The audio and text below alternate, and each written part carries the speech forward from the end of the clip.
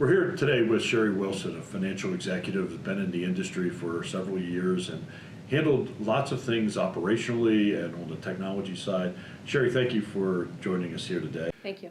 And wanted to talk about for just a few moments the whole contract negotiation process. And well, let's start with who really ought to participate in a negotiation with a vendor. Well, I think first of all, I think it's important before you have that negotiation that the key members of the team, of a management team, sit together and talk about what the strategic goals are of the organization, what the vendor means, what you want or need from the vendor, time frames, things like that. But actually being in the room, I'm not sure that it makes sense to have an entire team in the room. In today's environment, a lot of negotiations are done either over the phone, some are done in some email, some starting points are done through email. And so you do want to minimize the amount of people and voices in the room so that the conversation can flow better. But certainly you definitely want key players, and you need people who understand the vendor involved and in the room, understand what the vendor brings and what you need and want. So if I understand correctly, you're suggesting that pre-meeting is really important. So you get things sorted out amongst your team first. Absolutely, 100%. And then bring in the vendor and then have a single voice or a couple voices at most really work with the vendor to get to an end goal. Exactly right. Exactly right. So let's move on to talk about the contracts themselves. What are some of the pitfalls that people should look out for when you're looking at a vendor contract? Well, certainly you want to look at several different kinds of clauses. You want to look at term and termination clauses. How long do you have to give? How much notice do you have to give? What can you terminate for? And whether there's a renewal and whether it's automatic, and is that renewal for how long? You want to look at service level agreements. What are they providing you, and what are their guaranteed time frames, especially if it's a technical contract. You want to look at hold harmless language.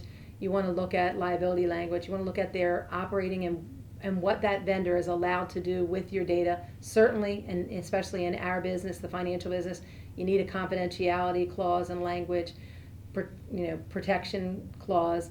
Things like that are very important and can be pitfalls in a contract. And why is that so important today?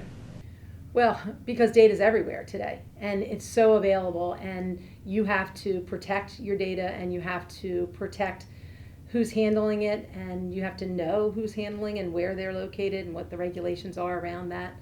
Very important for our industry especially. How about the length of a contract? Is there a best practice when we talk about length of contract? I think it is, especially it depends on the vendor and it depends on the service. If it is a contract for a vendor that can be, I'm going to use the word easily replaced, no vendor is easily replaced, but if it can be replaced within 6 months, then you can do a shorter term contract. 3 years, sometimes 1 year, especially if it's not a technology vendor.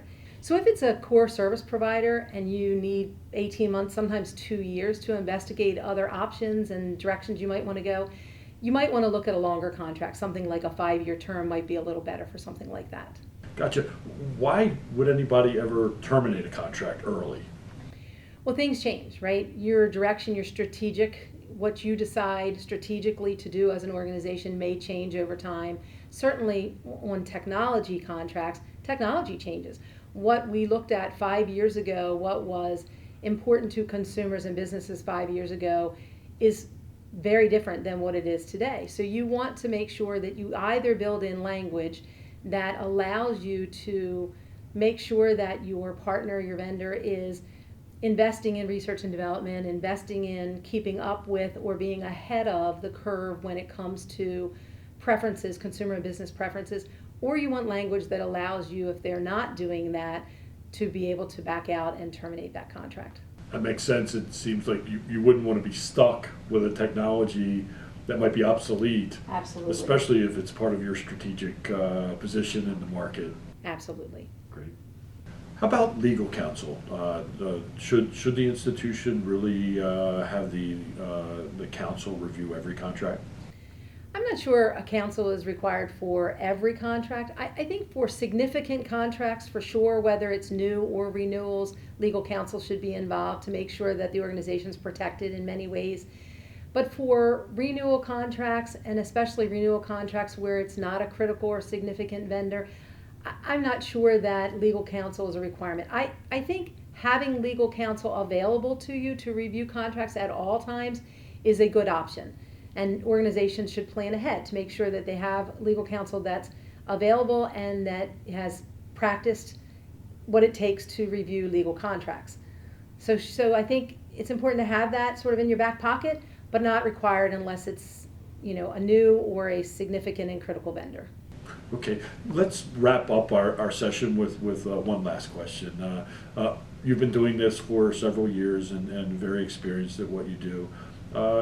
Any other points that you think are important for people to know? I think the important thing is that understanding that a contract negotiation doesn't start at the time when it's time to negotiate the contract. It really is a matter of building that relationship over time, the rapport that you have with the vendor. That's critically important and something that I work very hard on. I think it's a matter of building trust. It's a matter of understanding that it's a collaboration. It's not a war, right? It's a win-win. You want what you need for the organization to move forward, and they have what they need. You need to understand them, the vendor, as well as they understand you. In a new contract, they will do their homework. Sales folks and vendors, they'll do their homework on you as an organization. You need to have as much due diligence. You need to do that on them as well. It doesn't hurt when it's a new contract to talk to other customers that use that vendor. For renewals, though, I work on building that rapport, having that trust, being open and honest, making sure they understand exactly where we want to be strategically, and making sure that they can help us get there.